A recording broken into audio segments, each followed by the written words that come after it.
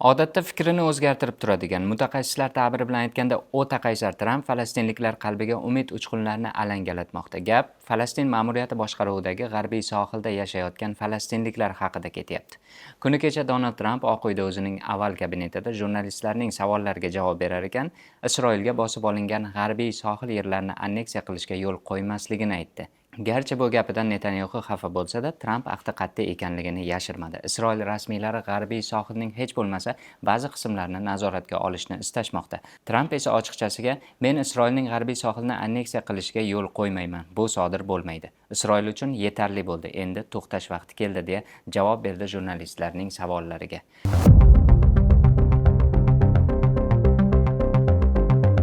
Isroillik mavqedoshi bilan uchrashuvdan avval Tramp nega bunday degani ko'pchilikda hayrat uyg'otdi. Uning bu gaplariga ishonchning kamligi Tramp bu ishni qanday amalga oshirmoqchi ekanligini ochiqlamaganda bo'lib turibdi.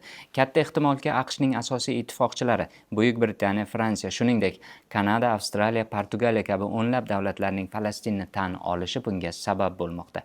Yana bir versiyaga ko'ra, Donald Tramp musulmon davlatlarning yetakchilari bosimi ostida qolgan bo'lishi ham mumkin. Xabaringiz bor, hafta boshida AQSh yetakchisi BMT Bosh Assambleyasi doirasida Saudiya Arabistoni, Qatar, Birlashgan Arab Amirliklari, Misr, Iordaniya, Turkiya, Indoneziya va Pokiston rahbarlari bilan uchrashib, Isroilning G'azoga davom etayotgan harbiy hujumini to'xtatish masalasini muhokama qilgan edi. Garchi uchrashuv yopiq eshiklar ortida o'tgan bo'lsa-da, unda ishtirok etgan liderlar muzokaralarni ijobiy deya baholashdi.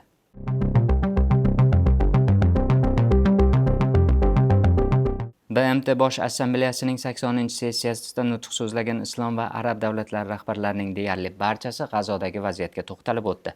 Turkiya prezidenti Rajab Toyyib Erdo'g'an G'azodagi Isroil harakatlarini yana bir bora qoralagan bo'lsa, dunyoning eng yirik musulmon davlati Indoneziya G'azoga 20 ming askar yuborishga tayyorligini bildirdi. Shundoq ham hech qachon birlashmaydigan arablar Isroilga qarshi birlashishni ko'zlayotgan vaziyatda bunisi Isroil uchun ham, AQSh uchun ham kutilmagan yurish bo'ldi.